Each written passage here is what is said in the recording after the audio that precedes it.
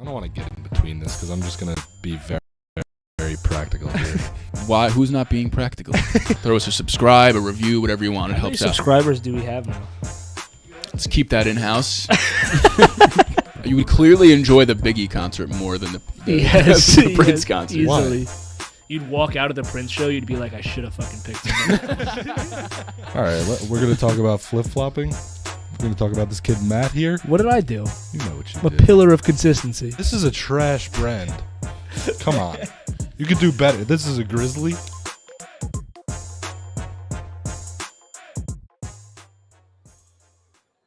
And we are back once again. Oh shit. I messed something up. Sorry, everyone. All right, we'll see you next week. We can't come back after that one. Welcome back to the memo, everybody. Every week is, a fun, different story on this show. Happy to be back. Last week we were all over the place. We were going to do Tuesday. We did it Wednesday. We didn't have everyone on the show, but we're all here. We're all back. Finally have some fun Jet stuff to talk about in the beginning of the show. It's not double misery today like it is every week. Still for the Giants it is. Then we're going to talk about, some news around the league, and then we're going to do our weekly picks. But how are you guys doing today? Doing all right.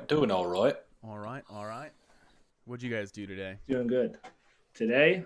Yeah. I worked. How was that? Oh, same old shit. All right. Well, let's get right into Let's get right into it here. Let's start talking about, one of the craziest things that's probably ever happened in New York Jets history. And I have the caption here. Mike fucking White comes in for the New York Jets, backup quarterback, and throws for the first 400-yard game in 20 years since Vinny Testaverde in the year 2000 threw for 480 yards on Christmas Eve against the Baltimore Ravens in a loss, mind you. So they haven't had a winning quarterback throw for 400 yards in over 20 years. I mean, if that doesn't tell you how pathetic the franchise is and the amount of picks they've spent in the first round on quarterbacks, not a single one threw for 400 yards. I don't know what to tell you. Hopefully Zach Wilson can get there soon. But let's talk about this game. I mean, from start to finish, they win the coin toss. They take the ball. First time they've done that all year. Robert Saleh said, he wanted to change things up, give them momentum to start the game. And they score their first points in the first quarter of 2021. So right off the bat, good start. And I don't know. There's so much to talk about in this game. If anyone have anything off the top that they want to just throw out there that comes to your mind first. I want to hear from Igal, who bet on the Cincinnati Bengals. And once again, both games this year that the Jets have won. And listen, I'm with you because I did the same thing. I'm just not a Jets fan. Both games that the Jets have won, we had big money on the Jets losing. So and it's the only times that I've ever touched that. Where was your heart at this week? Were you rooting for the Jets? Were you rooting for the Bengals? Or what happened? Were you able to enjoy it all? I only enjoyed it once I knew I lost, which was at the end of the game. But you definitely enjoyed it then. I did. That's when I started enjoying it. Well, at least you had it in a parlay, so once another team lost, you could kind of just accept exactly. It. But I mean, let's not sugarcoat it here. You were literally screaming at the Jets anytime they would run a good play.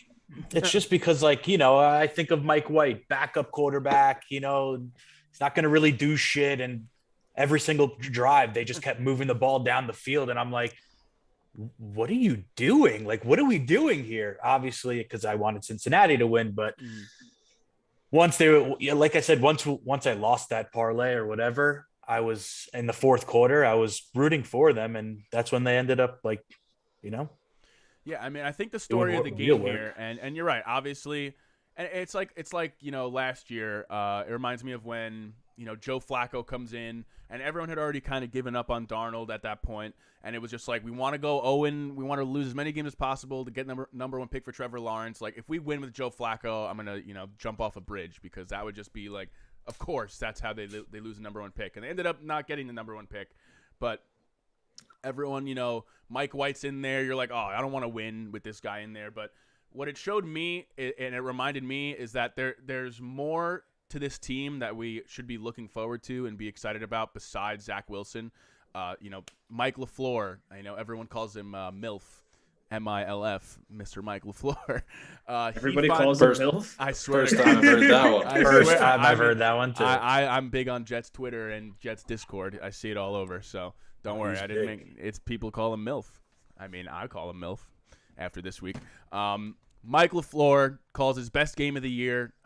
Offense executes finally. You have the O-line play well. Elijah Vera Tucker every single week looking better. Denzel Mims played the most snaps by far of any wide receiver. Joe Douglas gets on the radio today, said he's earned his playing time. He's growing. He's going to keep playing, getting in the lineup. Elijah Moore has his best game of the year. Michael Carter, 170 all-purpose yards. Our young cornerbacks, young defensive line, guys all over that we should be, paying attention to and rooting for. Have a great game. And it was a team win. And it was with Mike fucking White at quarterback. So that's why we should be excited. And I don't know. And we're kind of falling into the trap already. People are like, I think we can beat, Indianapolis on Thursday. And it just reminds me of, Atlanta after we beat the Titans. Everyone's just like really confident now that we're like this solid team. And we'll see. But it takes a lot to, lose by 41 to your division rival and second loss to them already on the year and then come back the next week and beat the number 1 seed in the AFC. Got to give credit to the coaching staff. Got to give credit to the players for, keeping their heads up and coming out to play. Just exciting all around. It's the most fun. That's why, Yigal, I'm sorry to keep, piling onto you here. That's why I was so upset with you for like rooting against them while we're watching. Like it was so fucking fun cheering for them, and you're just bringing me down. Both you and Matt just like sitting there miserable. Matt, I could care less. Kid bets against them every week. Oh, but you're supposed to be my partner in crime here. Supposed to be rooting for them together, and here I am. Listen, honestly, at the beginning of the game, nobody really thought they had a shot at this game. Of course not. I don't think they have a shot in any game. So, we're going through the whole game. Any given Sunday. Any given Sunday. I learned that lesson this past week, so. We've learned that lesson way before the Jets. Well, I did. I did. I'll just say I'll never bet against the Jets. I'll never bet on the Jets. You said that week 3 or 4, whatever they played Tennessee. So now that the Jets have their quarterback of the future, what else are we going to look towards in terms of growth? Now that one position is taken care of. I figured we were going to discuss that. What happens if Mike White continues to play well, if he wins on Thursday against the Colts, and then Zach Wilson's healthy going into Buffalo. Do you start him or do you roll with Mike White? And then what if he beats the Bills, which will not happen? I don't care what he does, will not happen. There's that whole discussion everyone's been having, which is a good problem to have, obviously. What do you guys do? You think they should continue with Mike White if he's throwing for 400 yards a game, of course? But I just don't see that happening. So honestly, go. If they beat the Colts, I feel like you got to go with him at least another week. I don't know who that is. I'm not going to answer it. But yeah, if they beat the Colts, then they go up to, what are they, 3-6. At that point, it's halfway through the season. You're like still technically in the playoff hunt. Like you got to keep going with what's working. 3-5 they would be. Yeah, 3-5. I don't think there's a if he wins two games, starts 2 games, wins 2 games, you gotta just run him back out there at least one more time. Yeah. He's just at this point, keep playing the way you're playing. He has to show that he can, make throws down the field. His average depth of target was 4 yards, which is extremely, extremely low, like a full yard less than the next guy. And I mean, you could see it during the game. It was always a check. He had 20 targets to running backs. Michael Carter and Ty Johnson must have had, I don't know how many yards after the catch. I mean, they had 150 yards receiving combined, and they're catching the ball at the line of scrimmage. So, he's got to show all the times he attempted to go downfield. It did not end very well. I don't think he had a single completion over 20 yards. But wasn't that's there one pass interference one? There was a pass interference, and there was the one to Mims that was 27 yards, but there was a holding, so it only, the net was 17 yards. But, I mean, that was also like a 10-yard drag across the middle that Mims ran down the field. Yeah. But, yeah, I mean, it's a tough but good situation to be in. You know, they were non-committal on what they're gonna do. Robert Saleh and Joe Douglas, they just said, you know, anything's possible. We're gonna go with, you know, with the flow basically. And I'm expecting him to sort of, you know, regress to the mean here or whatever the fucking phrase is. I don't know. I don't think he's going to be throwing for 400 yards a game. If he could throw for 200 yards and we win the game, run the ball well, maybe a touchdown or two, that's all I need from him. I really don't think people like. I know it's radio speak. I know it's just hype and people just being like, oh, hypothetical, obviously. But like when people just like start bringing up Tom Brady, it's like, please stop. Like on the Michael K show, and like, if he is your Tom Brady, like, no, he's not. He's not your Tom Brady because he's 26 years old. Tom Brady won 7 Super Bowls, and he's not going to be that good. Matt, don't give me that face. I just don't know how you can rule anything out. This is the only thing that I think that's an extreme example. Like that's what I'm saying. It's super extreme. Why can't there be It's an any extreme other example. Why is but it the always point have- that they're trying to make is like if he is the quarterback that's going to win you more football games than you have to play him. Yeah, but It's they're not unheard saying of that They're he's saying- a third-round pick that becomes a franchise quarterback. Okay, no, well, that's okay. But the point is that And win 7 Super Bowls. yeah, it's not like he was drafted by the team and then like Tom. There's just no relation to Tom Brady at all. Stop fucking talking about Tom Brady. Everyone, all you hype beast radio people, I hate it. He just won't do that. 4 years in the league, he's been on 5 teams. Yeah, but you're taking it very literally. He's been on 5 teams. He's been at least 3 or 4. He's been cut by the Jets like 6 times. They didn't draft him? No, he was on other Cowboys. teams. Drafted by the Cowboys. Oh, wow. I did not know that. Yeah. So he's around the league. You know, obviously, I know it's like just a talking point, and it's, you know, it's for fun, but people just like get so out of hand with it. And it's one dude. How many backup quarterbacks have we seen come in and later? Matt Flynn threw 6 touchdowns in a game. Came in through 6 touchdowns for the Packers, signed with the Seahawks. Doesn't even start a game for them. Russell Wilson comes and, you know, and then ends his any chance to, you know, it just happens. Guys have a game, and the game that he had, while all credit to him, he ran the offense the way he should. He took what was open, took what was given to him, exactly what we want Zach Wilson to do. It's not the way he played is not going to last long enough. You can't be throwing 4 yards a pop. It's on that's less than dink and dunk. That's just I agree with dink. you, but No dunk, you just know, dink. luckily, and like luckily, not luckily, Wilson's not going to be back for Thursday night's game, so you have Thank no God. choice. Yeah. You have no choice but to run Mike White out there again. There's no chance to scrutinize Robert Saleh, and you see what the guy's got. If he wins another game, then good. You have a good backup, and I don't know. You say like you give Wilson another week of rest. I'm sure he can use like some time to decompress. He got absolutely like lit up in his first few weeks. He was not playing well at all. He might do well with some weeks sitting on the bench. I mean, yeah, he could learn from Mike White for sure. He could learn to take those short plays. I've never seen 2 players play the absolute opposite. I mean, Wilson every play is throwing it 30 yards downfield, while Mike White's taking all the easy stuff. So he can learn. You got to watch the film. What? And what won the game? That's You're right. Look at what And worked. I think before we move on, one more thing. I know we talked last week, and I just kind of touched on this before. We were talking about Joe Douglas. You know what he's done. Do we trust him? Like, do we criticize him? Which you still can. But I thought it was really good to see where like people were getting towards a point of like wondering about Douglas, and like all these guys that he picked and brought in and like has had faith in are the reason we won the game. You know, like I said, Bryce Hall, Michael Carter, Elijah Moore, you know, Mike White, who everyone was, I mean, even they didn't believe in him. They brought in Joe Flacco, but like everyone shitting on them the whole how's year. that look now? Yeah, you know, just all the Elijah Vera Tucker every week. So, you know, I think we're starting to see things come together, which is why you wait, you know, more than, you know, 6-7 games to start, you know. Listen, Saleh even said that guy. Saleh even said himself, you know, some weeks we're going to look like complete shit, and other weeks we're going to look like, nah. Listen, he said the word Super Bowl contender. I wouldn't go as far as that, but, you know, like a good team. So, you know, you just never know. Never know where you're going to get with this team. And yeah, I just hope, listen, if Mike White does play a good game, everyone on this channel, whoever's watching, knows how much of a supporter of Zach Wilson I am.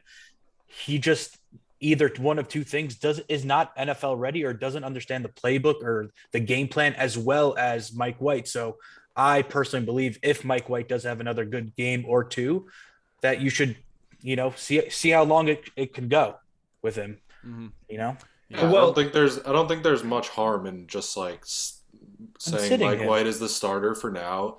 Zach Wilson is still dealing with or getting over his injury, and then inevitably Mike White will not play well, and they'll say, "All right, we're going back to Wilson." Exactly. Especially against like the Bills, who are just like no doubt, no matter who our quarterback is, they're gonna destroy us. Look, any given Sunday. What I'm expecting is he plays. I think he either plays bad or okay in the upcoming game. I honestly, though, I kind of want him to play against the Bills because I don't want Wilson's first game back to be against the Bills and then he plays like shit and then it's like immediately put back in Mike White. So I'd kind of rather just roll with him for both games and then bring Wilson back. And then maybe Becton's back by then too. He's been posting some little updates like saying that he's close to coming back. So we'll see. But yeah, exciting week in Jets land, since we beat the Titans. So we'll go another 4 weeks of them getting blown out. And then maybe we'll win again when we play like the Jaguars or whatever. Okay. Into a, less than stellar performance. We're going to move on here to the other New York team. Well, what about the Cincinnati Bengals here? We have a conversation about them. Yeah. I mean, a little bit premature to crown them the best team in the AFC, it seems. How do you lose to the fucking Jets and Mike White? Enough of the Jets. They almost lost to the Jaguars, too. What did the fucking Bengals do? They're not that good? It was a trap game. They overlooked them. You think it was a trap game? I mean, yeah, I guess they overlooked the Jets. I'm sure a lot of teams do, but it's their first year, being competitive. Like they're looking like they're one of the better teams in the league, and you don't just go from the bottom of the league to the top unless you're the 49ers. Like, was that porn? No, the ad just came up. I don't know why. The ad before the porn. Realistically, the Bengals, they got off to a 5-2 start. They looked amazing. Realistically, they're probably not like the best team in the AFC, like their seeding was before last week. But yeah, I mean, I guess they overlooked the Jets and they lost. They're probably a playoff team. I don't think they're like the best team in the AFC, but they're probably they'll be in the hunt. Missing tackles. They got that unlucky bad call. Horrible. To me, I think it was the right call. Called that every time. That's another conversation that we can have. I mean, the referee. What do you think about the Bengals, Matt? The refereeing in the NFL is atrocious, and it makes it impossible to watch football games. That's my 2 cents. For the Bengals, I thought that they would beat the Jets. I think that they're a good team. I don't know what happened. I mean, they were winning by 11 points with 7 minutes left, and they let the Jets score 2 touchdowns. I guess your defense obviously needs a lot of work if you're giving up 400 yards to Mike White. But no, they seem like a team that is coming off a very big win against Baltimore. Maybe bought into their own hype a little bit too much and overlooked the Jets. To your point, Alex, this is their first time that they're like a team that's kind of in the race or contending or looking like a legitimate team. So a loss like this will kind of like humble you and realize, what, like we gotta, we ain't shit right now, so we gotta keep working. But no, I mean that's incredibly disappointing. I really don't even know how it happened, to be honest with you. I'm still kind of shocked. I mean, look, the Jets played well. I mean, they it's not like the Bengals botched. Obviously, they're a much better team, but like the Jets played better than they have the entire year. The best that I've seen them in a long time, and like just they have talent on the team. They just haven't been able to utilize it. It was the perfect storm today, and the Bengals just fell victim to Mr. Walter White. Yeah, but I mean, yes, the Jets played well, but like very good teams are not gonna lose a game to the Jets' backup quarterback. Of course. Like, No, of course, yeah. But it just, I mean, it goes to show that there are a lot of teams that are like in that middle ground between good and bad right now. You have the Chargers who just lost to the Patriots also. Like throughout the course of a season, you're going to have good wins like beating Baltimore 41-17, and then you're going to have bad losses like beating the Jets if you're a team that's in the middle of the road, you know, because you're looking at the Bengals, and if you're looking at their schedule, you got to play like, you know, who they're going to beat, who they're going to lose to. You probably have them beating the Jets and losing to the Ravens. So they are where we thought they'd be, but the football season is just kind of crazy like that. Yeah. I mean, there's very, very few teams that are like just go out there every week and look very good and dominate. Yeah, There's the the Bucks just Rams. lost to Trevor Simeon. Yeah, the Buccaneers lost. You know, you got the Rams. You got. I'd still put the Buccaneers up there, but you know, maybe that's not even. Maybe that's just my. I know what Tom Brady is. I know that they're coming off a Super Bowl win, but you know, there's very few teams that just go out there and win easily. And I feel like the Rams are almost like flying under the radar because they just like take care of teams so easily. It doesn't look that like great. Yeah. But they're really fucking good. But we could talk about the Giants. Yeah, we're gonna get to the Rams in a little bit. Yeah, I mean, like you were saying before the show started, it was the day of the backup quarterback. All of them won. I mean, you know, The day of the former Jet. yeah. Also, yeah. for the Rams, I mean, and we'll get to the Giants, but I just looked at the Rams schedule. Like their last 3 games, it's the Giants, Lions, and Texans. So I feel like every time you see them on Red Zone, they're just up 28-0 and like just scoring another touchdown. So they've just kind of been like just fucking around for like the past month, just dominating shitty teams. And they dominated. You know, they dominated the Bucks too. So it's not like they haven't. You know, but they also got smacked by Arizona. They're just like, you know, that's like that weird stage they're in right now where Yeah. they're playing nobody and just running up the score and just everything feels great. Yeah, so Geno Smith wins, Trevor Simeon wins, Cooper Rush might as well have been on the Jets because he's a bad quarterback. He wins. Sam Darnold knocked out of the game. Teddy Bridgewater. Still won. Teddy Bridgewater. Oh man, what a day for the legendary New York Jets quarterback roster. Geno Smith. Yep. All right, now let's move on to some bad football play, and what an eyesore of a game. I mean, the Giants lose to the Chiefs 20-17, and this team just wants to lose. I think both these teams want to lose because it looked like they were both trying their hardest to not win the game. Yeah. I mean, the amount of penalties that each team had, I was just like, how are you that not disciplined? Like, especially for the Giants with a coach like Joe Judge, you'd think that they'd be a little bit more disciplined like that. And yeah, it costed them. They had an interception and it got called back because you were offsides by a hair. Whatever. Look, I know they're missing skill players, but 17 points against the worst defense in the league, you gotta do better. You just gotta do better than that. I mean. Agreed. I mean, sometimes there's those games though where like everything's just so sloppy, and it's like, I don't know what there's something like where both teams just like can't get it going no matter what, and it's just like even if one team's defense is bad, one team's off it, whatever. Like sometimes it just like doesn't happen, but I don't care. The Giants suck. I think on the Giants part, it's like. They're inexperienced and they're playing in Arrowhead and it's Monday night and they're like, I think they're a young team and they have a young coaching staff and I just don't I don't think they like know how to win football games really that well yet. On the Chiefs side of the ball, this like I know this is the hometown report, but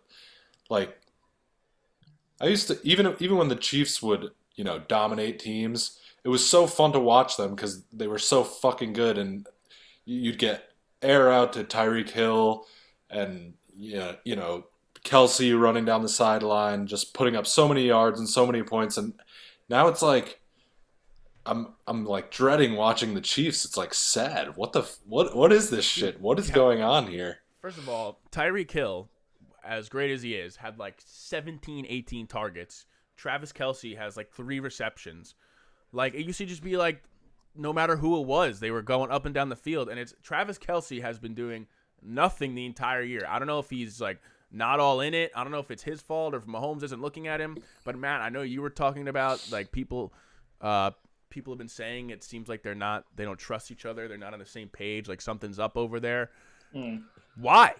You've been the best offense in the league, like so lethal for 3 years now, and all of a sudden you don't trust each other. Don't trust each other to score? I feel like I don't think it's that. I feel like this happens a lot with like dominant teams. Is like they probably all have such big egos. They all have had so much success. They probably all think they're so fucking good, and it's like they're probably like jealous of each other and just like Kelce. I don't know. Kelce starts not getting as many targets as he usually does, and he's just like a mopey baby on the sideline, and you know that guy has an ego. Tyreek Hill for sure has an ego. Mahomes, maybe you don't see it as much, but you know the guy's had smoke blown up his ass for the past 4 years. He probably has an ego too. That's and true. it's also that like the egos that gets like brought on, and this is all like kind of like looking at it from an outside perspective. Right. So once you have a little bit of struggle or a little bit of adversity, which is like legitimate early in the season, sometimes, you know, just like shit doesn't go your way and like that's fine. It's not that big a deal. But then when those egos do come into play, they're not used to having this kind of adversity. It feels like everything is falling down. And they're also taking, you know, the media scrutiny is through the roof when the Chiefs are not doing well. So Yeah. Well, all this combined, it's just unfamiliar territory, and it's translating onto the football field where they look like absolute shit. They should have lost. Any competent football team last night beats the Chiefs by double digits. Like they were begging to lose, and the Giants and Joe Judge just refused to take it. Yeah, we'll get back fully into the Giants in a second because, like Alex said, hometown report. And just like going back to the ego thing, it's just weird because it's not like they weren't all getting theirs. Like they're all the most dominant at their position for years. Travis Kelce, by far the most dominant tight end in the league. He's putting up wide receiver 1 numbers. Tyreek, they're both scoring 10 touchdowns a year. You know, 1,400 yards each. I don't know, like where sometimes I guess it just falls apart a little bit, but at least from what I saw last night with Kelce. I just saw like he just kept dropping the ball every single time they were throwing it his way. So, I don't really know what's going on with that either. His mind is probably on other shit. He's not focusing. Why don't they try? They're all just like crying. Why don't they run the ball a little bit? Yeah, I mean, I guess they signed. They traded for Melvin Ingram, right? Oh, he's a linebacker. Yeah, he's. I was getting him and Melvin Gordon confused. Well, this entire day, I thought it was Melvin Gordon. The ball with Melvin Ingram. Really? Might as well. Well, they have no fucking running back, and I confused him with Melvin Gordon. I do that all the time. Don't worry. So They're both Chargers too. They're both old Chargers. Well, he's washed as fuck, so it doesn't even matter for their shitty defense. But I'll say on the offensive side of the ball, it looks like they have like no leadership. Nobody's just like stepping up and making a play, like, and it has to be Mahomes with the volume that they throw because they don't run the ball at all. So yeah, they also have been not stepping up. They've been falling down falling down pretty big in these games early. So I guess they can't really run the ball, and they're going to rely on the pass anyway, no matter what, as long as you have Patrick Mahomes. But sometimes they love falling behind. Just simplify it sometimes. No Spot. matter who you are, no matter who you have. Sometimes you just got to go back to square one and just play some football. Look at all the guys they signed in the offseason, and they drafted Joe Thuney, Trey Smith, that monster from Alabama. They have a lot of big maulers on the interior, and I was the reason I'm saying this is because I saw Brian Baldinger. He was doing a breakdown, and he was showing like all these holes in the run game that these guys are opening up, and he was like, the Chiefs should just play some smash mouth for a little bit, like wear teams out, and then go back to the Patrick Mahomes throwing it behind his head. Switch it up a little bit. It's just everyone knows you're gonna roll out and chuck it up to Tyreek Hill at this point. But the broadcast last night was talking a lot about how Mahomes was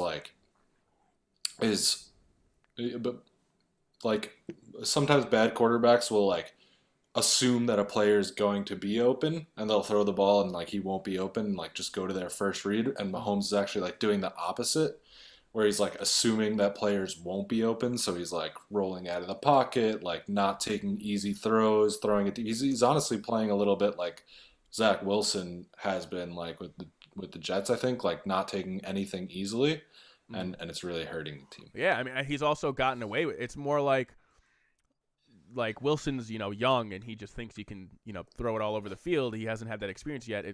Mahomes has had the experience of doing that and getting it done. Yeah. And some of it seems lucky at times, and sometimes, it was bound to, even out a little bit. So he's got to just play within himself a little bit more. But yeah. So when's Joe Judge getting fired? Yeah, I was gonna say we'll go back to the Giants, but before this guy's the worst our coach. number one fan in the It's chat, the worst. number one fan in the chat said Chiefs are drunk in their own success. I agree with that, and he also said, "Is Gettleman done?" So now to go back in the Giants, talk about Yes. Judge and Gettleman. Gettleman should have been done 4 years ago, but go Joe Judge. What do you think? It's like a complete fucking joke at this point. I mean, you look at the end of the first half and the end of the second half. I just look at the scoreboard, and of course, the Giants have no timeouts. I don't even remember them taking any timeouts of note where like they needed them or like a necessary timeout. They just somehow lose their timeouts, and that is, both in a close game like that, when both of the end of the halves came down to situations where they could have used some timeouts and actually established a play. That fucking the end of the game drive when the Giants needed a field goal to tie the game, that was the worst set of downs I have ever seen in my life. And I think they got sacked twice. They threw an incomplete pass for like 4 yards. And again, the clock is just ticking and ticking and ticking. Joe Judge seems to always find himself in these situations. It looks like he has no idea what he's doing. He's challenging plays when that aren't challengeable. He's calling timeouts at terrible times. And it's just every week, and I think he's seriously holding the team back. Whoa. And Alex actually quit the podcast because we're talking about Joe Judge. He left, right? I don't know. He's not here anymore. Yeah, because the camera view just got all messed up. Yeah. But, I mean, split half my face. and then he's going to come out and he's talking about how they've had communication issues with the headsets. Like, what are you talking about? What happened? What are you talking about? Yeah, and then they said they've never reported it to the league or anything, right? No. No, not at all. What was it about this guy last year that had? I know they overachieved. The defense played well, but like people seem to be on his side. The offense was still just as bad. They weren't that good of a team. That they were still under 500. What was it last year that had everyone so confident in him, and now they're just absolutely pathetic? Was it just the fact that they won more games than they should have, or is he like doing things differently this year that are not leading to the same success? Go Alex. I was gonna. I think they overachieved last year, and that's usually what people look to when it's an easy way of saying this coach is good because we expected the team to do this and then they did this. But this year, and I feel like we've been talking about this for a few weeks now. The Giants have yet in a single game besides the one that they won last week. I forgot who they played. They have yet to execute in all three phases of the game, which we've said over and over again. It sounds like that's a head coach problem because, he's putting together the game plan and putting all these coordinators in a position to execute and lead them directionally towards winning, and they don't do that. Yeah. And the weapons thing, I really don't think it's an excuse this week. You get Kadarius Toney back, you get Sterling Shepard back for half the game, and it's the best weapons that you had for the last few weeks, and the game was right there for them to win, and they didn't. Hey, the Jets lost their number one receiver and their quarterback, and they had their best offensive game of the year. So can be done without the weapons. And this is a thing. And I anytime we talk about Joe Judge, I think of this. And Melda said something similar in the chat. Penalties are a killer. He was supposed to be the king of discipline and fixing the team. When you're one of those guys and you're known as this hard ass, drill sergeant. He comes from the Belichick tree and he no nonsense and he makes him run in practice and it's like a fucking high school team that he's running. When you start doing bad, you just look pathetic. And people just start to tune you out. If it's not working, then why are people going to be like, fuck this guy? Why am I running for this guy? The team's we suck. Nothing's going well. And especially in the media, like maybe the players behind the scenes like him, and they're just not like maybe it's on the players and they're just not getting it done. But especially in the media in New York, you're gonna be eaten alive for that shit because if you try to be this, fucking like I said, this no better than everyone, my way or the highway. I'm gonna run you into the ground and we're gonna be whatever. Then it's got to work. Yeah, it does have to work, and then also when it doesn't, like you can't backtrack on those things, otherwise then you look like a complete phony. Yeah. So like that, and then you're kind of stuck in that situation. But I don't know. I mean, listen, I definitely think, and it feels like every week, like Alex said, we're talking about Joe Judge and who's to blame, and where the blame falls. But as much as I like to, I just went on a rant about Joe Judge, and I think that he is the main culprit here. The players also you have to be held accountable at some point. The penalties are one thing. Like you can't. I mean, at the end of the game, there when they had that taunting penalty, we could talk about taunting all we want. That it is a complete joke of a penalty, and like in professional sports, the fact that you can't go and like say "let's go" in somebody's face is like ridiculous.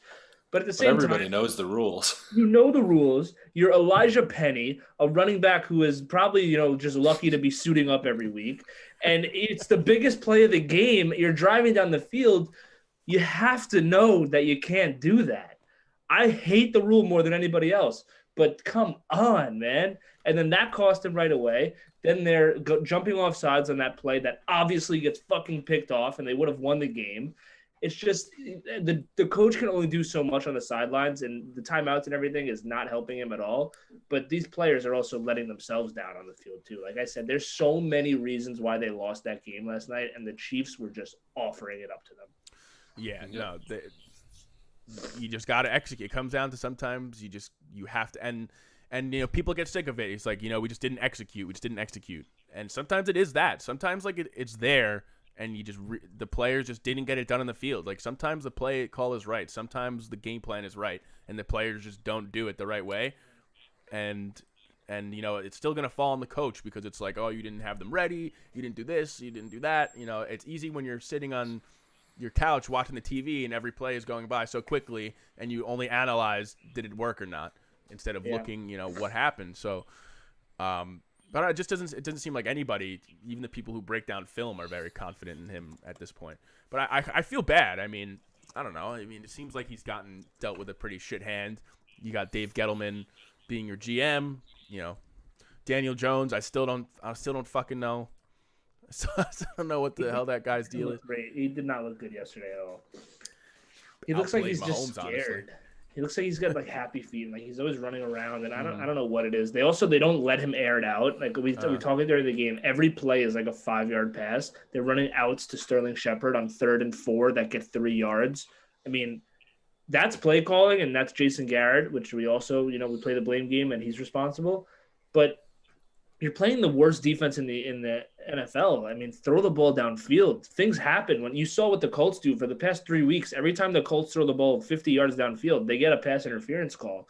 Just put it out there. I mean, it's a terrible defense. It's going to work. Yeah, or someone makes a play. I mean, I know Galladay's not out there, but, like you said, they had Tony, they had Shepard back, and, like, look, you got some balls. Big body in Evan Ingram. Balls. Like, fucking, they didn't even trade him now, too. Like, everyone's been talking about he's going to be traded for weeks now. That he's on the way out. They have no interest in re-signing him. He's not going to be on the team next year. He's still on the team. They don't use him at all. I know he's not like nothing special, but when all your guys are out, maybe you want to use. What do you mean? He's a Pro Bowler. Yeah, he's a Pro Bowl tight end. That's crazy. But it just seems like they're not putting the guys in a position to succeed. But that like the blame game, you blame Garrett, but then you got to blame Joe Judge for keeping Jason Garrett around because he's been a bad offensive coordinator for years. Yeah, and Joe Judge is Jason Garrett's boss, so yeah, he's the one who has to set Joe Judge up for success and give him direction and give the overarching game plan. I think the blame fully falls on Joe Judge. He went for safe instead of upside.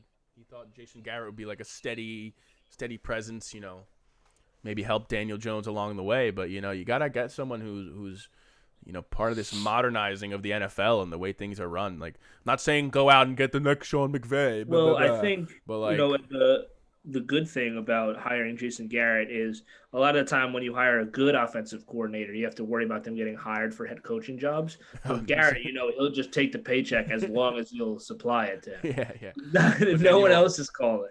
And then the downside is He's probably going to get fired. You get fired. So yeah, well, then you could go find somebody else. yeah. All right. I don't know what's going on, but I think we can move on, right? I told Brian we'll get him on at 10 o'clock for the picks because he. We have time. We'll probably get him on before 10. 20 minutes. Yeah. Right. I mean, We'll talk about that's some got to NFL be news. that might be the most we've spent on the Giants the entire season. I mean, it was necessary. Primetime game was a big spot. Yeah, and it's just like they had the chance. They had the chance to. I don't care how not good that Chiefs team is. It's still. That would have been what? It would have been great to see the Chiefs lose to the Giants. Yeah, then the world really would have fucking crumbled. And chaos. All right, so we're staying on some stuff that isn't too happy here, but we'll be quick about it. Derrick Henry, everyone heard, broke his foot against the Colts. He's going to be out at least 8 weeks. Right now, the Titans are 6-2, so they're sitting pretty atop of the AFC South. They have 2 wins already over the Colts. Top of the AFC. On top of the AFC and their division, they're going to win it by far, so they don't really have anything to worry about. He will be back for the playoffs unless they have an absolutely, mind-boggling meltdown and lose every game to end the year. But I think they should be able to, keep it afloat. They have played Jacksonville and Houston. Did he leave the game? I thought he got hurt, came back, and then left again. No. He got hurt and then came back and played it till the end of the game. Wow. I mean, all respect to him. I think the biggest thing here, because, none of us are Titans fans, but we do have Igal Harari, Derrick Henry fantasy owner. How do you feel? Henry Given Sunday, the theme of the show. Sunday, we got to stop naming our teams after our running backs because, Christian McCaffrey out. I'm, McCaffrey. Now we have Henry Given Sunday. Yeah. How does it feel? It's terrible. I feel like now I honestly felt like I was going to win the league, and now I woke up this morning. I was like, no shot. Did you pick up Adrian Peterson? No, I feel like that other guy. Did you pick him up? McNichols. McNichols. Yeah. Did you pick What him a up? name. McNichols. Isn't it on? Yeah, it's on the waiver wire. So we'll see. I don't know what. It's Tuesday, right? Yeah. You have tomorrow. the second waiver, The second Igal. waiver. Ooh, Yeah, and Rubino is number 1, and he never makes moves, so you should I'm be going to good. text him. I'll be good. No, Stop. I'm kidding. No, text him because I'm playing Egal this week, and I don't know. You how to do text that. him. I'm not. You scared of Jeremy McNichols? Yeah, he might get a lot of volume. Yeah. They're playing the Rams, so they're fucked. But yeah, It just, overall, it definitely just besides the fantasy aspect, it just sucks because he was on pace for another outstanding year. Could have maybe broken the rushing record. Yeah, had well, maybe 2,000 the yards. fucking Titans shouldn't give him the fucking ball on every play and let him get some rest.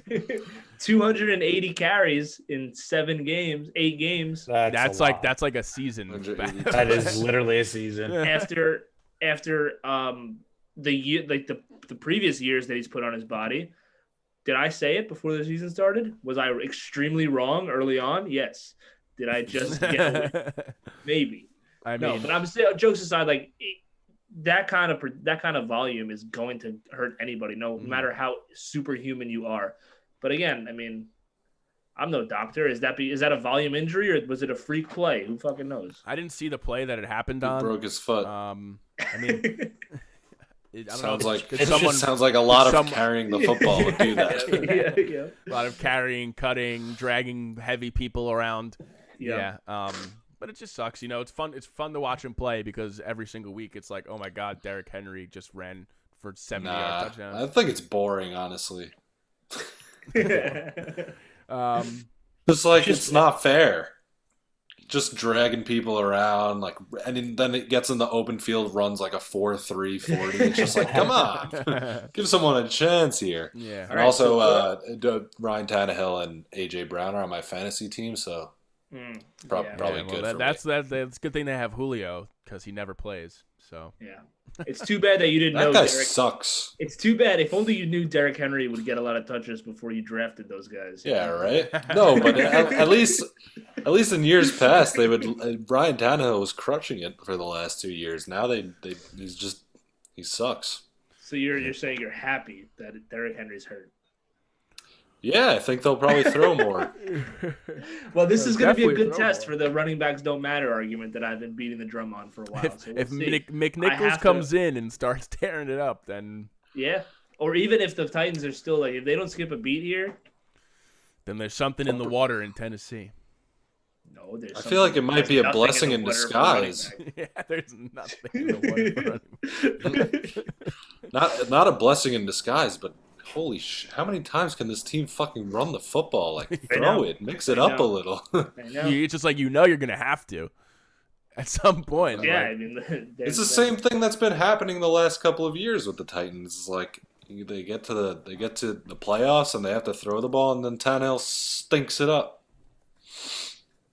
All right, let's move on. Aside from that, we had some trade deadline news.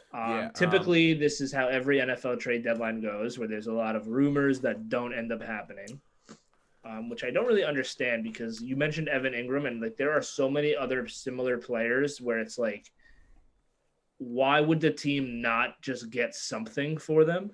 Even the Jets with Marcus May. Yeah, I mean, there's and- so many different reasons like that, Yeah. but every year the trade deadline is As just always, rumors for weeks and weeks and weeks about these guys. And like the Jets with May, Douglas today on the radio like wouldn't commit to like wanting to re-sign him. So it's just like you sound like you don't want him back. So just get anything. I mean, I don't know if they're just thinking like, fuck it. Like we just had this nice game. Just keep him around for the season to be stable. And like if we lose Marcus May at free safety, they think they can replace him. But other guy. I mean, the caption right here is I think the biggest trade that happened is Von Miller went to the Rams. But yeah, you're right. All these guys, Evan Ingram, whoever, Fletcher Cox apparently was like about to be traded and didn't happen. I don't know. Yeah. I thought Fletcher Cox too. It's like, why not? He Why was the fuck posting just- about. He like posted something like "Thank you Philly" or some shit or like. I guess the comp picks like really come into play there, and I don't know how all of it works, but there are some benefits to keeping guys and letting them walk in free agency. So maybe that has something to do with it. But yeah, it just So seems like every year the trade deadline is underwhelming. Yeah. Yeah, I feel that's like- the NFL. I feel like a lot of GMs and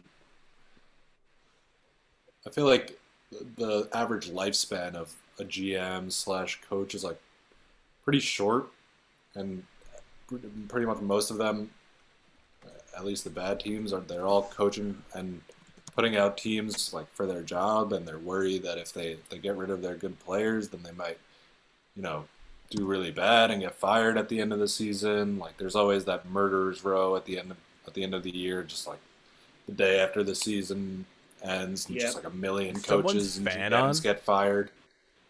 Black Monday, they call it. Someone's mine. Yeah, fan Black Monday. I don't even hear it. I hear is it something. me? I hear something. It must be me, right? on. Oh, I think it's my computer. It's getting hot. It's gonna blow up. It's literally gonna explode. No, that is a good point, Alex. And you know what? Also, a problem is that the media, the way they report on it. Look, every team and every GM says it every day, every year, all the time.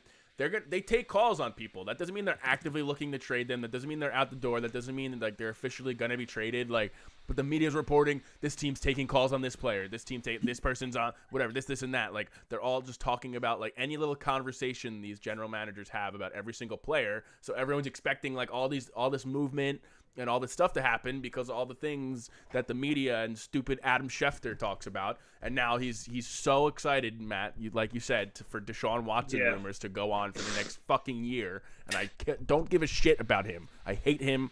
I hope He's not going to play. Hope he never plays again. I can't believe how many times we saw a report about this team's close to a deal, and then it's like Miami talked to them for the first time last night.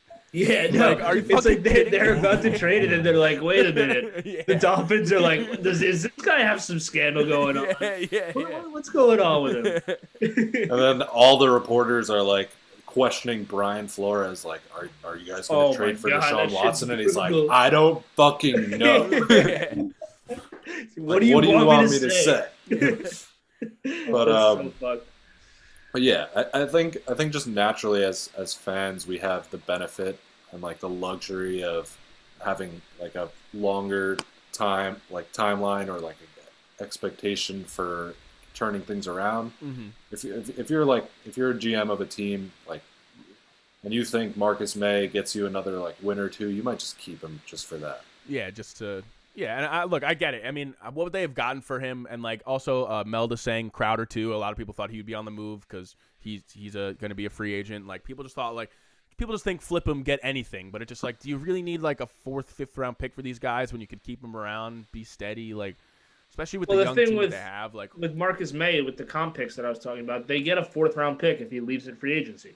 So if a team is not willing to beat a 4th round pick, then you obviously keep him. That probably happens around the league for a lot of different guys. And yeah, it's like, you know, I don't know. Like also like you have to think like who's behind him. Like you can't just have like a black hole filling his position. If you don't have anyone competent there, like it could absolutely. I mean, the season's pretty much tanked already. But like it could really. There's something to be said for staying competitive. Yeah, of course. But like I said, you wouldn't think so. After last season, every Jet fan wanted them to fucking lose out. But that's why the fans don't run the fucking franchise. Yeah. So the caption that I put here is Von Miller was traded to the Rams, which was the biggest Forgot move about that. of the deadline. Was his name even like out there? You know, I feel like it was so. He had a Halloween party on his way out. Like that's what it's so funny. Like all the analysts, reporters, like they're talking about all these players. None of them got moved, and it's always the unexpected players that you're just like, oh, like really? Like why would they even trade him? What, like a 6th round pick or something like that? That's true.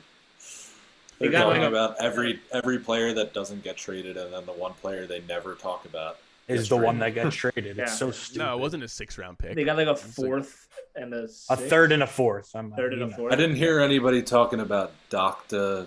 Jacques, whatever the fuck. That's true. Daniel Brown, tight end legend, on his way out for Dr. Levitz. The Chiefs, I heard they didn't even know that guy was on their team. They were just like, oh, we have him. I mean, we can move him. He was the starter when they won the bowl, so Jets Super Bowl. Is that true? Wow. That's what It I is true. read. It is true. All right, well, Von Miller to the Rams. Yeah. I don't even know. Is he even good anymore? I guess he's very, still like very Von good. Miller. He's So why very did the Von Broncos trade him? because they suck. So the Rams are cakewalking to the Super Bowl, huh? Dude, Aaron Donald and Von Miller on the same line is fucking crazy. And What about so with Jalen Ramsey? Like, how can you have all 3 of these players on defense? Like, just the top 3 defensive players. Just So I also saw they have Crazy. one of the lowest, blitz rates in the league. So they're getting, and they lead the league in sacks. So they're getting pressure with a 4-man rush before they had Von Miller because they already have Aaron Donald, who might be the best pass rusher in the league right now, and he's not even an edge rusher. And then you add one of the best pass rushers of all time, and like of the last generation at least, he's probably the best. Definitely. It's going to be insane. I mean, but that's the blueprint, man. How the Giants beat Tom Brady? How did the Bucs beat Patrick Mahomes? They fucking got in their face, got pressure on the quarterback, and they're going to be able to do that to any team, no matter how good your offense or O-line is. They're going to be able to get pressure. So, big move. Timeout. I foreshadowed it. The Braves actually are winning 6-0 now. And I just saw that. They're going to win the World Series. Let's go. But no, it's crazy too because you talk about trading picks and everything. The Rams now don't have a pick for the next 15 years in any round, so that's good to know. But if they don't win the World Series this year or next, they'll never win the World Series. If they don't win the Super Bowl this year or next year, I mean, they are going to be bad pretty soon. And listen, they're in win now mode. This is their opportunity. I'm all for it. I feel like maybe if they do win, like this kind of is showing that teams might overvalue draft picks a little bit too much. But that's a whole deeper conversation. But, hey, good for the Rams. They're going for it. They go for it every year. They make a big trade like this, whether it's Jalen Ramsey, Matthew Stafford, now Von Miller. They make moves, and they are always good. I'm so happy for Stafford, yo. I hope he stays healthy. He's playing so well right now. Like, it's so like obviously he he's really way is. better than Jared Goff, but just like plugging him in there and how much better they look and how well he's playing, like he looks the best he has in years. He has 2,500 yards, 22 touchdowns, 4 interceptions. Like, and like you said, they're just blowing teams out every week. And I hope like when they get to the playoffs, he doesn't like because he's played in the playoffs once or like he's never won a playoff game. I know that. So I hope. I just want to see that guy have some success, man. He deserves it. If they won the Super Bowl, they're like a team that I would not be upset if they won. And they got to do it. They got to do it this year or next year. I think this year is definitely the year. If they It's definitely in the cards. yeah. But yeah, exciting stuff. Sucks for the rest of the NFC. It'll be weird to see Von Miller in a different uniform. Yeah, man. Yeah. Yeah. I mean, the Rams have. But I pretty guess nice that's uniforms. I guess that's the whole story with the Rams. Yeah, they're Got all. Stafford in a different uniform, Ramsey in a different uniform. Deshaun they got Jackson, Von who got Miller. released. Big move. They're fucking there. good. Dude, Cooper Kupp again this week. He has 964 yards and 10 touchdowns. It's week 9. How the Yeah, fuck it's is this really happening? ridiculous, the stats that he's putting up. It's And insane. it's He's the best unbelievable. receiver ever. I don't Yeah, like, understand. is he a top 5 wide receiver? In the league? He got to be right now. Yeah. Gotta be. I mean, you have Who else? you go Adams, Hopkins. Chase. Like, I mean, He's- if you're talking just this year, but Adams, Cooper Kupp Hopkins, is- Kupp. yeah, I he's would got put to him be up number there. 3. I would put him up there. That's crazy. Yeah, Yeah, I don't know. I can't think of anyone. Diggs. Diggs. he's having a rough year. Did he fall off a little bit? Diggs. Yeah, Diggs definitely He's doing fell off. all right. He put up a Nice. touchdown last week, but it was the first time in a while, apparently. He's Well, spread the had a ball He's touchdown not scoring a the lot of week before, touchdowns. so. They've been spreading it out with Beasley and Sanders. I mean, they got a lot of different weapons. Yeah. All right, should we? The only should we thing head with over- Cup is like, I mean, is it gonna be sustained? Like, I feel like, and I mean, it's been 9 maybe, weeks. yeah. I mean, it's been 9 weeks, and I feel like with these like short route, like get open over like the middle of the field, yard after catch kind of receivers, they kind of like they have one huge season and then they kind of like, like Well, guys yeah, I like mean, Adam we'll see. Thielen. Yeah, depending on Like, over people the were next- saying Adam Thielen was the best receiver in the league when he was like having his crazy year. Well, I mean, but he's still very good. I don't think Cup is gonna, Yeah, he put is up very 100 good. yards and a touchdown every single week. So he'll probably come down a little bit. But Yeah. and it's also like he's had trouble staying healthy in the past. So he was always good when he was playing, but now I mean, he's good at the definitely other- and then a fucking sick wide receiver. That's for sure. yeah, him and fucking Stafford just have immediate connection, and then they've been incredible. I just sent Brian the invite, so Okay. we'll see if he comes in. I'm sure he'd like to talk about Cooper Kupp. He fucking picked him in like the 10th round.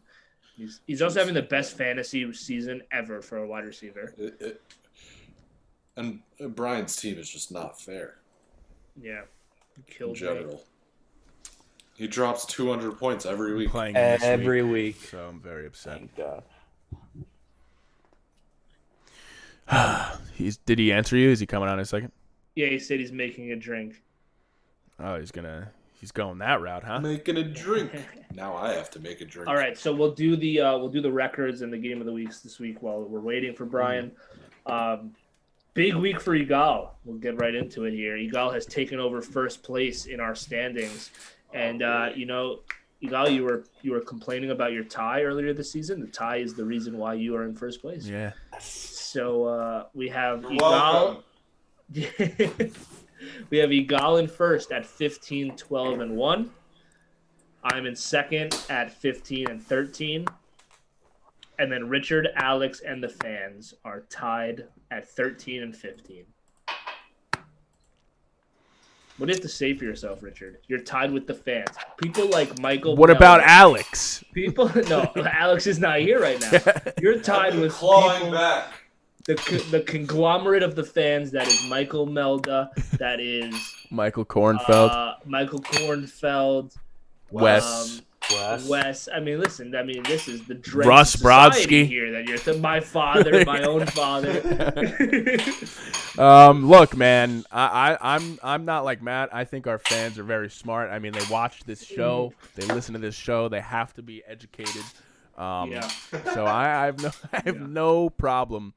As a fan, Melda says, as a fan, can we please get that Jets win to count for us? No, can't. I will give you Melda in the chat last week. was Minus talking 10.5. They won outright. Yeah, Fuck me. he was saying in the chat, Jets will win. I think you were joking, Melda, but It doesn't count, Melda, when you say it every Says that single every week. week. every Yeah, single week. you don't every get week. credit. Um, Blind squirrel. That's what we call you, Melda. Blind squirrel. so did you want to talk? So the games of the week that we're doing. Excuse me. I'm sorry. I'm yawning. We're doing Packers at Chiefs, which is even money, and Titans at Rams, which is minus 7.5. The Rams are minus 7.5 at home against the Titans. Melda, what do you think about those two games? Give us your picks in the chat. We'll add them to the fan record. No, we won't, but you know, if we can, it'll throw everything off. Even. I'm surprised that the game is even. That is weird. The Packers Chiefs game, It'll probably especially with move. how bad the Chiefs are playing. Like, I don't care if they're in Arrowhead. Yeah, I the don't know Chiefs if- have been last night. sucking, and the Packers have won 7 in a row.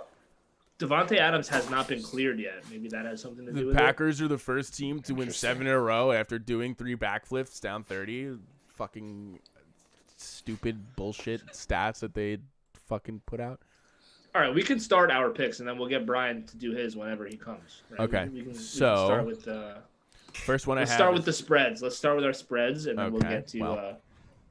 because once Brian comes in, we'll do game of the week. But everybody spread them. All right. Okay. All right, who wants to start? Alex, go on the spot. Want me to start? All Unless right. you're not ready. I can start. Brian's here. All right, pause, Alex. Okay. All right, we'll get Brian in here. There he is. Boys, Look at him. boys, Oh, I Brian, gotta we fix my miss you, cam. kid. How's North Carolina treating you? it's amazing. I'm coming home in a couple of weeks, though. Yeah. Yeah, For what, Okay, Thanksgiving? so I'll make sure to be out of town. yeah, good. Thanksgiving, yeah. Nice. So we got to I'll do a never turkey see- bowl. Okay. Yeah, right. Right. We'll never get to it. Yeah. All right, we I'll were never talking about I said I'll never go over 5 miles an hour again. Never. I don't think you ever could, so that's good. Brian, we were talking about your boy Cooper Kupp, how he's having the best season in fantasy football history. You know what's crazy? I drafted him in the 8th round. You know what's even crazier? Don't remind us. Egal took Corey Davis ahead of him. All right, well. No, he's ridiculous. He really is unbelievable. Is he the All right, best? how does Is he a it, how top does it 5 feel wide to receiver drop in the 200 every week? He's amazing. It's fucking great. league? Is he a top 5 receiver? I think he's more system based than like skill set wise. I could be wrong, but that's my like Classic I'd rather wide receiver comment. Yeah, exactly. I think the same thing, so don't worry. All right, good. Like Adams, Hopkins. That's all I got Cup. to before I had to throw Cup in there. There's got to be somebody else. Who am I missing? Jamal Agnew. Yeah, Justin Jefferson, maybe? I'd definitely choose Justin. He had Jefferson 2 over receptions last week. Sucks. Tyreek Hill. Did we say Terrible. him? Tyreek. Tyreek. Yes. AJ Brown. I don't know. Would you take him? AJ Brown's been turning it up. He's been Michael Michael playing real Thomas. No. well. Idiot. Michael Thomas. He sucks. Oh, Matt's favorite player, Mike Evans. He's been crushing. He has. He's good. Alex, AJ Brown is killing it for you now. Yeah, it's a good thing I didn't trade his ass. Remember they announced that he was back, and he's like, he won't be healthy till week 12, but he's gonna play every game.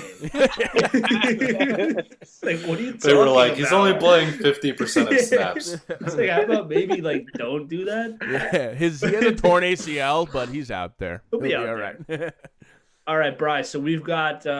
Thank you for joining us for our Game of the Week segment here. You're our fan. You're welcome. picker. You're welcome. Right now, just to give you a little background, the fans are in last place. They are tied with Richard and Alex for last place, but you could definitely help them out a little bit with a nice strong week here. Okay. So we're gonna start out with the Packers and the Chiefs Game of the Week. I want you to give us a winner for that one. I'm taking the Packers. Oh. I don't think that the Chiefs are. I think the Chiefs will have that 1 week that they blow up, but I don't think it's going to be against the Packers. In Arrowhead, but I agree. I was saying before you came on, I don't think that it matters. And right now it's listed as even on ESPN, and I can't believe it. I just don't. It definitely has something to do with Adams not being clear. Is he playing? I was going to say, is he playing or no? He's still not cleared from COVID. They just beat the undefeated Arizona Cardinals without Adams and Lizard. It's true. Lizard. Half the rest of the team. Yeah. Well, Adams legit had COVID, so he wasn't just like a close contact. Oh, okay. He had it, so I don't know like how long it'll take him to clear. But yeah, he's even got a money. week. Brian, you have Patrick Mahomes on your team. I mean, what is going on with him? I have no idea. They're just not giving them. They want that deep play. They want that big play. And the defenses are just giving them those dump off passes to the running back, to Kelsey on the out routes, and he hasn't looked good. And Don't fucking talk about Travis Kelsey to me. I don't know why they don't run the ball. Just run the ball up the middle until they give you the cover one instead of the cover two. We just had a whole There was that one it. drive. Sorry, there was that one drive where they were giving it to that random player, Gore. He went in for like 40 yards on a drive. He crushed it, scored a touchdown, and then they didn't go to him for the rest of the game. That's Frank Gore's son? No, it's not. Really? No, it's not. Oh. I actually thought it was Frank Gore. So did I. First drive. So did I. I was like, wow, they really signed. They're going to have that 1 week, though, that they blow up. Do they play the Jets? Yeah. Because it'll be that week. Yeah, well. All right, so you're going with the Green Bay Packers over the Chiefs. Our next game of the week is the Sunday night game, which we talked a lot about Derrick Henry earlier. You have the Titans going up against, we talked about the Rams a lot too. Titans at Rams. Big week for both of these teams in the news cycle, but what are you thinking? You got to take the Rams. Without Derrick Henry, they have to – I think this is a game that they're going to have to try and find their identity again, because without Derrick Henry, they have to figure out something else. And everybody thinks Adrian Peterson is going to be the big guy, but, I mean, did he play last year or no, right?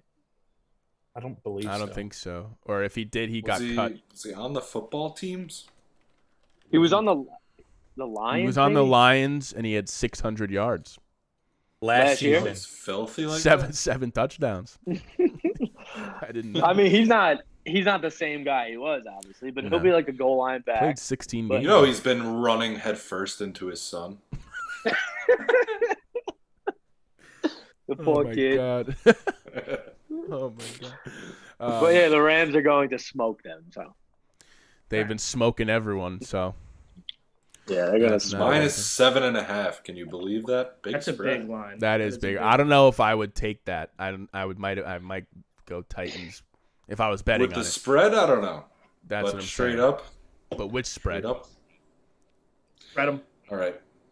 Spread them. All right. Next. All right, Brian. Now I know Where you to got go? some. You Where'd got. you You go? got. I'm coming back. I gotta remind myself of the picks. Okay, so Okay, we I got got it. 2 picks for you now with the spreads. Any 2 games you like? Give me your first one. Patriots -4 against Carolina. Ooh, Okay. Interesting. Why? What's Why? your thoughts don't- on that one? You don't trust Because PJ Walker? Darnold's. Oh, I forgot. It's PJ. Yeah, it's he's not gotta- gonna be Darnold. All right, I take it back. It's gonna be Carolina. +4. No, I'm kidding. Put him in +4. Go. Whoever, Is McCaffrey playing? Probably not. I don't think he's gonna play. Never again, probably. They literally, I've never seen a team more vague about a player's health status. They're like, he's 50-50 IR the next day. Like, I can't fucking believe it. No, I don't think he. Even if McCaffrey does play, Belichick obviously takes out the best player. I don't think they could probably limit McCaffrey, but if he doesn't play, DJ Moore is going to ride the bench the whole game basically. Yeah. And Robbie Anderson forgot how to play football. That guy, I don't even know what to say. He got The Patriots cracked, last cracked. Oh my god! I thought his head was coming off. Basic. That's His head went. I'm surprised because he got hurt in that play. I'm surprised hasn't been hurt more, considering he's an actual twig. So good for him. It took the biggest hit of the last 10 years to knock him out. Right? But the Patriots actually look good. Like, they don't look like a bad team. And Mac the fuck Jones up. looks decent. Definitely not. bad. It's better than the Panthers. The Panthers' defense is yeah. good, but their offense needs to figure it out. I mean, yeah, they just beat the Chargers, so that was a great win for them. Sorry, Matt. I'm sorry. Mac Jones didn't play that well though in that game. Played like shit. He was like 15 for 35 or some shit. Sucks. Well, their strength is going to be their defense for sure. Yeah, obviously. And their running game. All right, what's The your Panthers' offense is ass. Yeah, So it's bad. basically Hewlett JV. All right, Bri, what's your second Worse. spray? Second spread is Giants +3 against the Raiders. Really? Yep. I think with Kinda like the whole that. thing going on with Ruggs today is definitely going to be definitely a big, scary mentally? moment. Exactly, like a mental. Where are you week seeing? I'm that's gonna seeing be like, minus holy two. shit. I'm seeing +2.5. Can we? I'll check take on- Giants money line. Oh, the confidence. No, we do go off the ESPN app, so it is +2.5 right now. None of your Okay. fucking illegal offshore bookie accounts, Brian. We don't do All right, that on this show. Buy a half a point. Okay, Buy yeah, a half a point. buy a half a point in the Raiders' favor. Oh no, okay, you're right. I'm sorry, that was wrong. I don't know. Carry Last on. time the Raiders ran into some off the field trouble, they came back and demolished whoever they played next. Yeah, but Was it the Bears? No, they lost to the Bears. They No, beat they Philly. lost the Bears. Right. Philly. Oh yeah, Carr went I mean, the 31 for Giants- 34. The Giants didn't look that bad yesterday. They looked okay. Their defense looked good, but Mahomes sucks. So I Yeah. mean, They Trash. just they looked like they were begging to lose. Chiefs Yeah, not I know. making the offs. I don't know. But can you name who's? It's Renfro, Brian Adams, and then who's the third receiver? I can't even tell Brian you. Edwards. I said well, Edwards. Darren You said Waller. Brian Adams. Oh yeah, Darren Waller. They Is Waller literally playing? only throw to him. I don't Waller know. Played play? last week. I was just fucking around though. Ruggs is definitely it's a big loss. Yeah, I mean, That's, I he think stretches the Fred. field. he Yeah. stretches the field, and I think I kind of agree with Brian. Like, I mean, this guy was probably like friends with all these guys, I'm sure, and like he just, ended a life and is now in jail and off the team. I'm sure that takes a toll on guys. I was just like, damn, like that's crazy. Like, I mean, I it had no happened. connection to the Raiders, and I'm just like, wow, like it kind of shakes you Yeah. a little bit. And with It the happened John right Gruden right thing, before the Super Bowl. Oh, they have With, Zay Jones. Mm, it seemed like with the John Gruden thing, like they did not like John Gruden, so that might have sparked them in a positive way. Mhm. I would imagine like a player on the team who's like a part of the offense, they probably were Yeah. all boys with him, so that might hurt a little bit more. But yeah, it's definitely a different situation because John Gruden, like you said, they probably didn't like, but this guy literally Yeah. killed somebody. So yeah, no, Yeah, it definitely no, will hurt a little bit. Kind of joking. But again, they are playing the Giants who stink. So, I wouldn't take the Giants against anybody right now. All right, take the Raiders then. Hey, good for Brian. Yeah, I Matt, thought about take it. the Raiders. I thought about it, but I won't do it. All right, so Brian, you have the Packers beating the Chiefs, the Rams beating the Titans, Patriots -4 against the Panthers, and the Giants +2.5, not 3, 2.5 against the Raiders. yep. I like it. I hate Sounds Can like you- sounds like an 0-4. All right. Hey. We hope so, right, Richard? Yeah, we're except I'm duking gonna it pick- out with the fans here. Yeah, that's true. Who's We're in all tied. first? Yigal, 15, 12, and 1. Matt is 15 and 13. Me and Alex and the fans are all tied at 13 and 15. So it's a close race. Yeah, no, it's wide open. But Brian, hey, All right. Before I leave, I have a question for you guys. Let's hear it. we can't answer it. Sorry, time limit. Is Mike White the best quarterback of all time? Yes. We'll let Richard and Yigal answer that one. We had a big discussion every week. We talk about the Jets first thing, so you should tune in. You can write in the chat, give us your thoughts. Look, guy got what is happening? I was Mixing his drink. What was Sorry. that? I mean, what can you say about the guy? Got us one of the best wins you've seen in years, and he did it while throwing. Richard hates him. 4 yards. Richard, we finally get a good win. Richard's like, I hate winning. All right. So all if right, he come on. drops 302 touchdowns and a win, what happens? Start Then- the Yeah, Run he him out start. there. Doesn't start the rest of the year. Relax. So do you cut Zach Wilson immediately? Yes, Yeah, right? you Yes. move on. You trade him after Oh, the trade deadline. Trade. You call Goodell. You That's say, so fun. open the trade deadline again. We want this guy out of here. No, because they play Buffalo the week after, right? Yeah, he's gonna throw Yeah. If 4 he picks. beats them, I swear to God. I he mean, beats at them. that point, you got to just be happy. It doesn't even matter if you wasted a second rounder on Wilson. If this guy just turns out to be the best player ever, fuck if he beat, throw that'll Wilson be out the a Tom window. Brady. Then I Quote can Mike understand Tomlin. the Tom Brady stories. Never, to quote Tomlin, never say never, but never. Never. I mean, if this is the first time the Jets have had a good quarterback controversy. Yeah. Except when It's it was still Geno not- Smith. Except one of when them it was- sucks, and it's not the one you want. The last time we had one this good was Geno Smith and Ryan Fitzpatrick. And one Look how of them good we did then. Riveting. riveting, and it was so riveting that one of them had to get their jaw broken by a teammate to settle the competition. That sums up our franchise right there. I can't believe that happened. Hey, guy got a win this weekend. What can you say? And Gino. the guy who punched him's out of the league. So, who won that? Yeah. I can't believe it was like you owe me $5 or some shit like that. Like, it was like something really dumb. It's like you're both millionaires. Oh my God. All right, Bri. All right, Brian, thanks for coming on. Boys. Get the fuck out of here. I'll be listening. Come on I'll again. be right Thanks, there. I think. I'll Look, be. you should come on for a Jets segment one week.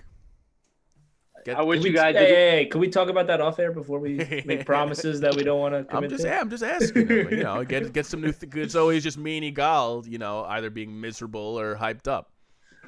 Jets Colts Thursday. Jets money line. Goodbye. There you go.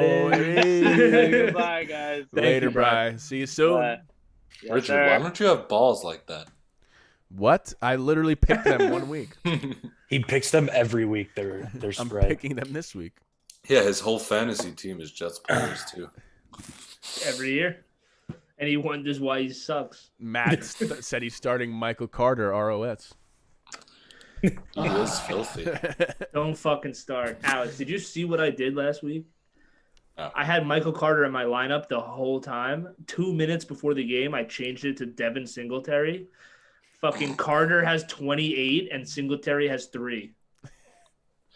That sucks. I Well, how lost much by did you- 50 anyway, so it doesn't Oh. matter. But I was but gonna say, still. how much did you lose by? It just shows, man, I always will make the wrong fucking decision. All right, speaking of wrong decisions. Sometimes you I'm gotta gonna- just trust the Yahoo projection. If No, if but it's that's that, the thing. I always go against it. Because how many times have we been like, Yahoo projections don't mean shit? so many times, but like at least it's like they told me he was I gonna know. score this much. I know. Fucking Devin Singletary. All right, so let's go on to now. We'll start with the games of the week because we were going to do the spreads before, but now we can just start how we usually do. Packers at Chiefs. I'll go first. I'm picking the Packers. They're playing really well right now. Just beat the last undefeated team on Thursday Night Football. With all those guys missing, they are just an infinitely better team than the Chiefs right now. I don't care if it's an Arrowhead, like I said. I trust Aaron Rodgers to go in there. I hope Adams is back because, I mean, you just want to see the guy play. But they're just better. I mean, I can't imagine that they don't absolutely carve up the Chiefs defense. And unless this is the Chiefs, get right game like Brian was kind of talking about, like they're going to have that blow up. I don't know if they are, but I don't think it's this one. So give me the Packers. I just want to say it still feels so weird that we're talking about the Chiefs this way, like that's carving up the Chiefs and Mahomes suck. Like what? Sometimes You're right. That's a good point. Sometimes it's fucking crazy. Happens. It is crazy. I'm also going to take the Packers because I'm sorry. I'm also going to take the Packers because the Chiefs suck, and the fact that this is even money, I was so close to doubling down on it, but I won't do it, and I will take the Packers. All right. I am going to take the Packers as well. Surprising. It's not that Mr. surprising. Packer hater. No, I'm not. Look, I wasn't even thinking of that. I'll be honest. I just think everyone's going to pick them. I don't want to get into it, but I think the Packers might be a little overrated. That being said, the Chiefs are just straight up not playing well. They just almost dropped a game to the Giants in Arrowhead, so I certainly think the Packers can beat them in Arrowhead. It was so weird, man. The game was close, and Arrowhead was just dead silent. And you never see that. I think these fans are just so used to the Chiefs dominating, and they won't play as well against the Packers. They just won't. So, give me the Packers. I want to be off your guys' train, but with the way the Chiefs are playing, I got to go with the Packers as well. That's stupid. Bad pick. Yeah. I mean, look, the Packers had an impressive win against the Cardinals. I know, we maybe all four of us are not like 100% sold on Arizona being as good as their record was at that point, but they're undefeated. To go on the road on a short week and beat the Cardinals with being shorthanded. Was it on the road? It might not have been on the road because they're on the road this week. But I think it was in Arizona. I think they were on the road. Okay. No, that's a good win. That is a good win no matter how you slice it. Yeah, it was in Arizona. All right. So 4 Packers. What were you saying? What I'll say is like, this might just be my feeling. I don't know if this is substantiated by any statistics or whatever, but I feel like teams that are like loaded with veterans and have like more experienced players tend to play better on like Thursdays. The shorter weeks don't really get to them. It's just like second nature to them. It's just like another game. It would make sense. But nonetheless, that was a great win. They had so many players out, and they beat an undefeated football team. They should have lost. Shout out AJ Green for him helping us out there for the Packers. But, hey. All right, next game. And then Jared Cook pulled the same thing. Oh my god! We were gonna get away from that game this week. Titans at Rams is the next game.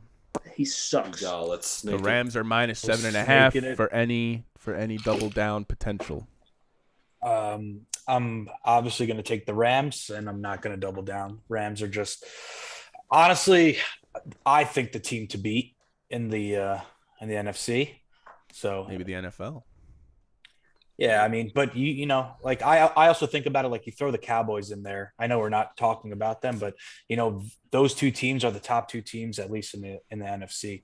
So, but yeah, so give me the Rams, Matt Stafford. Yeah, I'm with you. I'm going to take the Rams.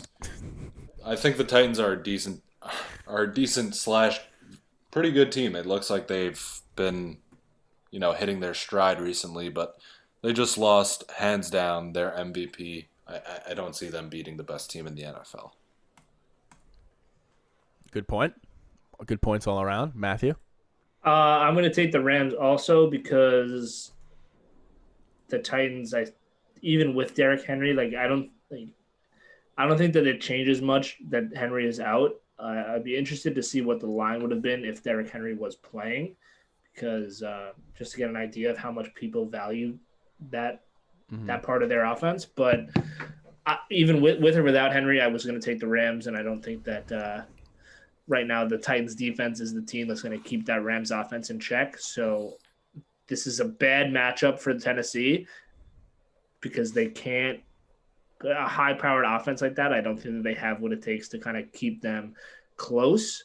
And, again, like they don't have the firepower without Henry to kind of match them on offense. So I'm going to stick with LA as well. Another Rams all around. I said before the show today, I feel like these are pretty obvious picks in these two games of the week. Like you said, even with Henry in the game, I still would have picked the Rams. But with him out, Brian kind of touched on it. Like their whole offensive identity might have to change right now, and they're gonna have to figure themselves out. Are they just gonna lean on the pass? Are they gonna try and still run the ball down people's throats? We'll see. But if they're gonna have to pass the ball, because I'm expecting them to go down early against this team, the Rams just added Von Miller, as we spoke about before. I'm sure he's going to be hungry. That defense is going to be going after the quarterback. Just poor timing for the Titans to lose their MVP candidate. So give me the Los Angeles Rams as well. And now we move on to our weekly spread picks. Yay! Okay, I guess I have to go first. And I had one ready to go, and I just lost it. Where did it go? Don't do this to me, boy. Pleased to meet you. I'm gonna take. I know they let us down last week.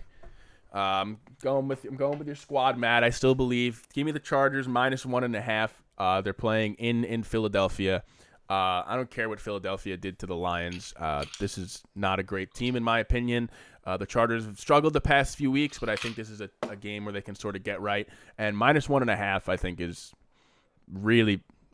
way closer than I would have expected it to be. I guess those two games really, made people lose faith in the Chargers. But I think either way, they're a better team than the Eagles, and I could see them winning by more than 2 points.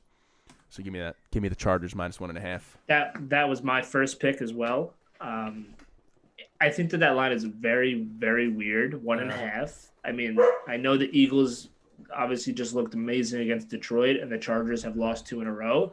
But you look at the Chargers' losses come to teams like in the Ravens and the Pats who have legitimate pedigrees and two of the best coaches in the NFL, specifically on the defensive side, who knew how to handle a young quarterback. And that is something that's a concern for Herbert and the rest of the Chargers offense, having to match up against teams like that. But I don't think the Philadelphia Eagles pose any sort of threat to what the Chargers want to do on offense. And like Kornfeld, I know Kornfeld was talking about when we were in our group chat about how maybe the Eagles are not like that bad of a team anymore, given what they've done the past 2 weeks. I mean, I'm not going to put any stock into beating the Lions, no matter if they scored 40 points or 100 points. The Detroit Lions might be the worst team that we've seen in the league in the past decade. So if since the Eagles 0-16 Lions, exactly, yeah, they're the Lions are the worst team since the Lions. So if and then before that, the Lions. I mean, I don't even know what changed. Probably.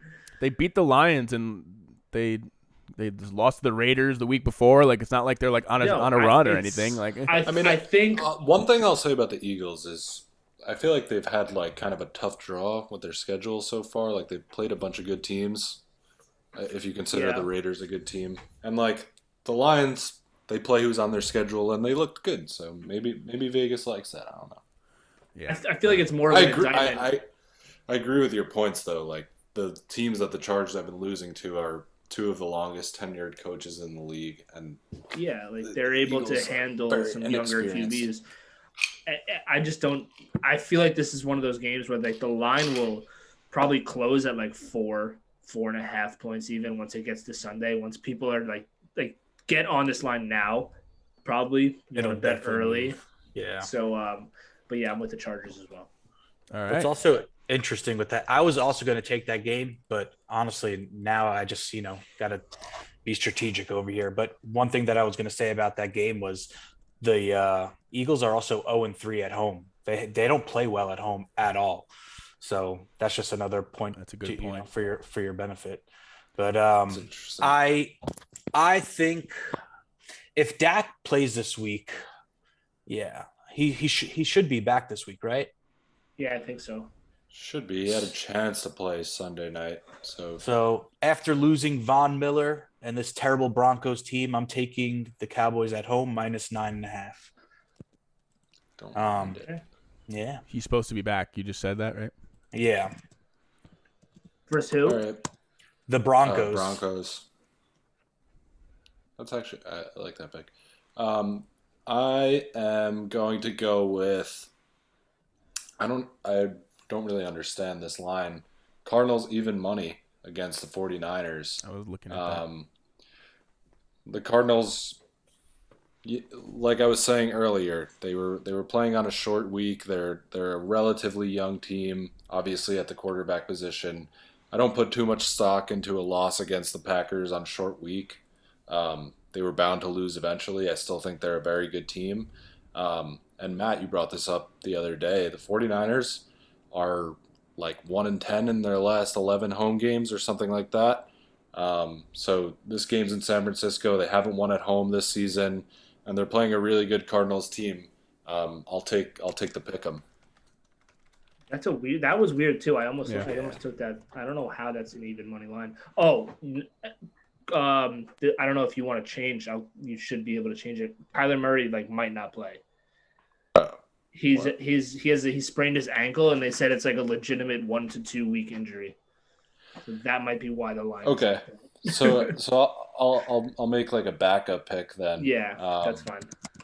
And this was gonna be my other pick, but while you guys go, I'll come up with another one. But I'm gonna go with Bills -14.5. Big spread against the Jaguars, but the Jaguars suck and the Bills are really good. And the game is in Jacksonville. I don't know if that pushes a little points towards the Jaguars, but I don't think that really matters at the end of the day.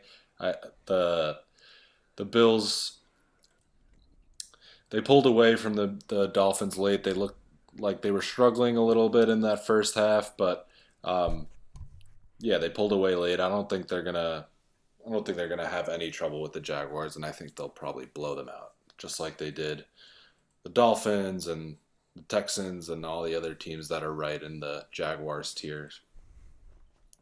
All right, so I'll write that down as a contingency plan. I think that was his other pick, his second pick. He said. Oh, okay. Well, So you're. If Kyler Murray handle doesn't, that? should I just make a third pick like when it snakes back around, and then it'll default to whatever if Kyler Murray Well, I doesn't feel play? like, you know what, at the even money line, the line is even money because Kyler Murray is up in the air. So I feel like if you want to take that, you got to take it. Or you can just do it differently. I agree. Right? It probably wouldn't be even money if Kyler was 100% healthy. Didn't you all take the Cowboys last week? Yeah. Yeah. That was before Dak was out, and it had to end up still And winning. you had to stick with it? Yeah, he I stuck with it. All right, then I'll stick with the even money line. Who's their backup? Not bad. I don't even know. Probably like a Blaine. I don't know Gabbert or either. Some idiot like that. The Niners Find stink. out right now. Hey, I have to piss so bad. Their backup is Colt McCoy. Ooh, like him. Okay, so if we snake back around and I make another pick, can we scrap the Cardinals pick? Yeah, well, technically the snake you're supposed to go twice in a row. Well, he got one before me. Skipped me. Idiot kid I am. Idiot. All right. Well, Matt's gone. Egal, you want to give your second pick? Yeah. So my second pick, I'm taking the Bears +6.5 Monday Night Football against the Steelers. I was looking at that. Justin Fields really impressed me last week. Just the way, how mobile he is. And you know what? Like the Bears defense really isn't too bad.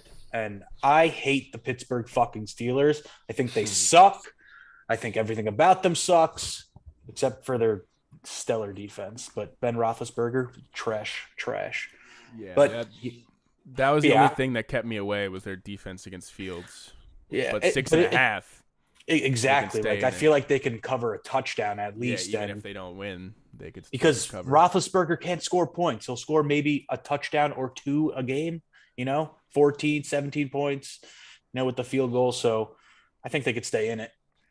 So, yeah. All right. Plus 6.5. I'm so torn right now. Do I do it? You do it. I think so, Jets. too. You know what I'm doing? Yeah, I think so. Plus I 10 like and a half is a lot, man. That's a lot. Yeah. It's a lot of points. Teams lose by more than 10 all the time. I know, but Thursday night football, coming off a good win. Prime times have always been close this year. Like, there's a lot of close primetime games. Thursday's always just like a shit game, so it's usually close. They've been okay. I mean, like, they're close because teams aren't necessarily like firing on all cylinders. Well, it's between that or I was gonna do Falcons plus 6, but they're in New Orleans and I don't like it. I don't trust them, so I'm gonna do it. Matt, you came just in time for me to take the Jets plus 10.5 against the Colts. Yigal took the Bears plus 6.5 against the Steelers.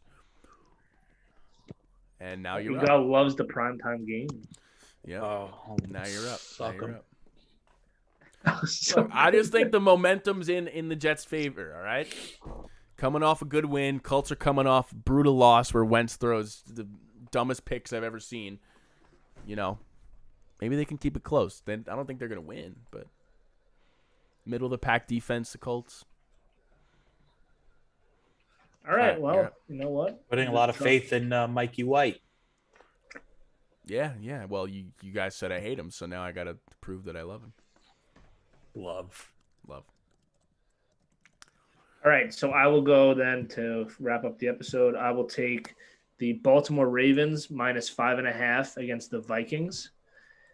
I was one of the guys that was kind of hyping up Minnesota a little bit the past week, talking about how they've lost close games to good teams. They were on a little bit of a streak there. They looked pretty good, and then they couldn't beat Cooper Rush and the Cowboys. So I don't know where this team is right now. Apparently they're in shambles. I don't know. I look at the Viking subreddit. Everybody seems to hate Mike Zimmer. I don't know that much about the situation to talk about it, but it seems like there is some trouble going on over there. Baltimore coming off a bye week, 5.5 points. They just have to win by a touchdown. I don't think Minnesota's defense will have any answers for them and that offense. So 5.5 is not that much. I'll take that. Zimmer seems like a solid coach who's just kind of worn out his welcome. He's been there for so long, and they're just always I don't know. Yeah. I just think they need to, start fresh with someone. Cousins is playing pretty good, but they can't beat Cooper Rush. Come on. So are we gonna allow my substitute pick or what? Well, I thought you said you were sticking with the Cardinals. Yeah, but while you were gone, I was second guessing it. You were second guessing it. Well, then so I mean, you I either think... pick the substitute or you pick the Cardinals. I think. Right. Yeah. If I make this pick, then the Cardinals. You can be off. Yeah. That's but fine. You can't if Kyler Murray plays, be like, I want that instead. Yeah, which is also the problem with that we have when we record on Tuesdays. But I mean, we gotta just work around it. Yeah. All right, I'm gonna go with Colts minus 10.5. Ooh. Wow, going right up and in on Richard there. Let's go. Yeah. I feel like people might be hyping up Mike White too much. They might think he's the truth. And like you said earlier, he'll regress to the mean eventually. Look, I know it's a risk. I just don't love a lot of the other ones. No, I feel you. I was even thinking about taking the Jets plus 10.5. But I'll run it with the Colts. I feel like a lot of people will see that minus 10.5 and be like, I'll take the Jets, and then the line will. All right, it might change too before it might get a little closer. Like Matt was saying, whenever the lines always are pretty different by the time the games roll around, especially when we record so early. But all right, that's our picks for this week. Me and Matt picked 3 of the same games, the same teams, so there won't be much movement between me and him. But I think I'm playing defense. we're already all at this least early in getting the 2 season. wins or 2 losses. We know that. Or no, you could go Yep. 1-1, I guess. But we're all gonna have the same record for the games of the week. So that's not really making a difference here. But good episode. We went pretty long today, 1 hour and 40 minutes. Wow. Jesus. It felt long. Yeah, but we had a lot to say. It wasn't filler. All right, we had a lot to say. Thank you for tuning in, everybody. Melda in the chat is everybody pretty much. Brian, thank you for coming on. Had a great time. We'll see you guys next week when I'm 4-0. Goodbye.